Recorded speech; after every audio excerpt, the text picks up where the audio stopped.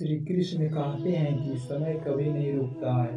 आज यदि बुरा चल रहा है तो कल अवश्य ही अच्छा आएगा। आप केवल निस्वार्थ भाव से कर्म कीजिए, केवल वही आपके हाथ में है। मनुष्य कितना भी गोरा क्यों ना हो, परंतु उसकी परछाई सदैव काली होती है। मैं श्रेष्ठ हूँ यह आत्मविश्वास है, लेकिन सिर्फ मैं ही श्रेष्ठ हूँ यह अहंकार है। व्यक्ति जो चाहे बन सकता है यदि विश्वास के साथ इच्छित वस्तु पर लगातार चिंतन करे तो। प्रेम सदैव माफी मांगना पसंद करता है और अहंकार सदैव माफी सुनना पसंद करता है। श्री कृष्ण कहते हैं कि जो रास्ता ईश्वर ने आपके लिए खोला है उसे कभी कोई बंद नहीं कर सकता है। मनुष्य का जीवन केवल उसके कर्मों पर चलता है। जैसे कर्म होता है वैसा उसका जीवन होता है। एक बार माफ करके अच्छे बन जाओ, परंतु दोबारा उसी इंसान पर भरोसा करके बेवकूफ कभी ना बनो। मन की गतिविधियों, होश, श्वास और भावनाओं के माध्यम से भगवान की शक्ति सदा तुम्हारे साथ है। जीवन में आधे दुख इस वजह से आते हैं क्योंकि हमने उनसे आशाएं रखी जिनसे हमें नहीं रखनी चाहिए थी। मैं ही सृष्टि का रचना करता हूँ, मैं ही इसका पालन पोषण करता हूँ और मैं ही सृष्टि का विनाश करता हूँ। जब संसार में धर्म की हानि होगी, अधर्म की विजय, तब मैं इस पृथ्वी पर अवतार लूंगा। शांति से भी दुखों का अंत हो जाता है और शांति चित्त मनुष्य की बुद्धि शीघ्र स्थिर होकर परमात्मा से युक्त हो जाती है। हमारी अस्थाई की परीक्षा तब होती है जब हम चाहे वो ना मिले और फिर भी हमारे दिल से पर्व के लिए शुक्रिया निकलते हैं। लोग अक्सर सच कहने से बचते हैं या डरते हैं, पर सत्य कभी छुप नहीं सकता और ना ही कभी मिट सकता है। कितना भी छुपा लें पर सत्य तो उजागर ही हो जाएगा। जो बात सच पर आधारित हो उसे करने या कहने और मानने से कभी नहीं डरना चाहिए। इच्छा पूरी नहीं होती तो क्रोध बढ़ता है और इच्छा पूरी होती है तो लोभ बढ़ता है। इसलिए जीवन की हर स्थिति में धैर्य बनाए रखना। धर्म केवल रास्ता दिखलाता है, लेकिन मंजिल तक तो कर्म ही पहुंचाता है। वह जो सभी इच्छाएं त्याग देता है, मैं और मेरी ललसा तथा भावनाओं से मुक्त हो जाता है, उसे शांति प्राप्त होती है।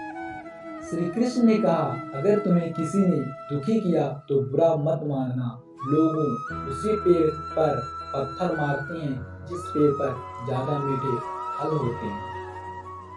स्वार्थ से रिश्ते बनने की कितनी भी कोशिश करें वे कभी नहीं बनते हैं और प्रेम से बने रिश्ते को कितना भी तोड़ने की कोशिश करें वे कभी नहीं टूटते हैं।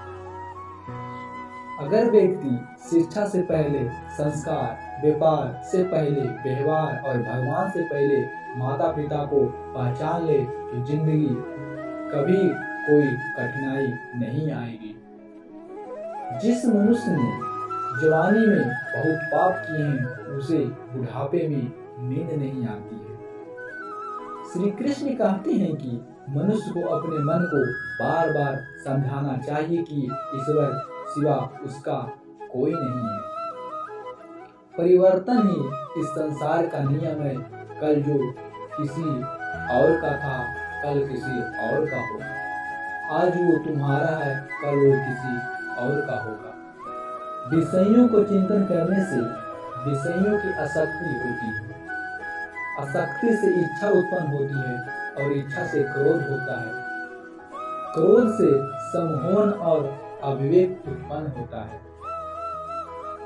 जो कुछ हुआ अच्छे के लिए हुआ, जो हो रहा है अच्छे के लिए हो रहा है, जो होगा वो भी अच्छे के लिए होगा। मेरे लिए ना कोई घृणित है और ना कोई प्रिय, ना कोई निर्धन और ना ही कोई धनी। बस जो व्यक्ति भाव के साथ मुझे याद करते हैं मैं उनका हूँ और वो मेरे हैं। आप उन्हीं हैं जिसमें आप विश्वास करते हैं। आप वह बन जाते हैं जो आप मानते हैं कि आप बन सकते हैं। अगर तुम अपना कल्याण करना चाहते हो तो सभी तरह के उपदेशों, सभी धर्मों को छोड़कर मेरे शरण में आ जाओ, मैं तुम्हें मुक्ति प्रदान करूंगा। जिस इंसान के चारों तरफ नकारात्मक लोग रहते हैं, उस इंसान का मंजिल भी भटक जाना है। जिंदगी में सब कुछ खत्म होना जैसे कुछ भी नहीं होता है। हमेशा एक नई शुरुआत हमारा इंतजार कर रही होती है। इंद्रियों के अधीन होने से मनुष्य के जीवन में विकार और परेशानियां आती है। सुख और दुख का आना जाना सर्दी गर्मी के दिन में जाने के जैसा ही है, इसलिए इन्हें सहन करना सीखना ही उचित है। निर्बलता अवश्य ईश्वर देता है, परंतु मर्यादा मनुष्य का मन खुद निर्माण करता है। जीवन में वाणी को स्वयं रखना अनिवार्य है, क्योंकि वाणी से दिए हुए घाव कभी भरे नहीं जा सकते। मनुष्य उसके लिए शोक करता है जो शोक करने की योग्य नहीं है, और फिर भी ज्ञान की बातें करते हो तो बुद्धिमान व्यक्ति न जीवित और न ही मृत व्यक्ति के लिए शोक करते हैं। मैं हमेशा तुम्हारे साथ हूँ और तुम्हारे आसपास रहता हूँ, चाहे तुम कुछ भी कर रहे हो। जो हुआ अच्छा हुआ, जो होगा अच्छा होगा। स्वयं को मुझ पर छोड़ दो, अपने कर्म पर ध्यान दो। कर्म ऐसा जो स्वार्थ रहित, पाप रहित हो। जीवन में समय चाहे जैसा भी हो, परिवार के साथ रहो। सुख हो तो बढ़ जाता है और दुख हो तो बढ़ जाता है। मोहग्रस्त होकर अपने कर्तव्यों पद से हट जाना मूर्खता है, क्योंकि इससे ना तो तुम्हें स्वर्ग की प्राप्ति होगी, ना ही तुम्हारा कीर्ति बढ़ेगी। श्री कृष्ण कहते हैं कि सत्संग ईश्वर की कृपा से मिलता है, परंतु उस संगति में पड़ना मनुष्य अपने ही हाथों में होता है। कर्म का फल व्यक्ति को उसी तरह ढूंढ लेता है जैसे कोई बछड़ा सैकड़ों गायों के बीच अपनी मां को ढूंढ लेती है। इस संसार में कुछ भी अस्थायी नहीं है। मैं सभी जीवों में विद्यमान हूँ। मैं चींटी में भी विद्यमान हूँ और हाथी में भी विद्यमान हूँ। मेरे भी कई जन्म हो चुके हैं, तुम्हारे भी कई जन्म हो चुके हैं। ना तो मेरा अंतिम जन्म है और ना ही तुम्हारा अंतिम जन्म है। व्यक्ति कर्म करने से कभी छुटकारा नहीं पा सकता है, इसीलिए तुम्हें हमेशा कर्म करते रहना चाहिए, क्योंकि कर्म के बिना तुम्हारे शरीर का निर्वाह भी नहीं हो सकता है। परिवर्तन ही संसार में अस्थायी है, इसलिए परिवर्तन से नहीं भयभीत नहीं होना चाहिए। जो लोग दूसरों की सहायता करते हैं, ईश्वर उसकी सहायता करते हैं। जब यह संसार ही अस्थायी नहीं है, तो इस संसार की कोई वस्तु कैसे अस्थायी हो सकता है।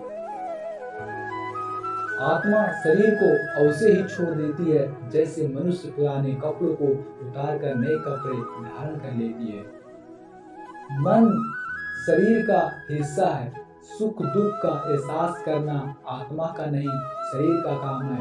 और मान अपमान, लाभ हानि, गम और खुशी सब मन का खेल है। श्री कृष्ण कहते हैं कि जैसे तेल समाप्त हो जाने पर दीपक बुझ जाता है, उसी प्रकार कर्म के छीन हो जाने पर भाग्य भी नष्ट हो जाता है। मौन सबसे अच्छा उत्तर है किसी ऐसे व्यक्ति के लिए जो आपके शब्दों को महत्व नहीं देता है।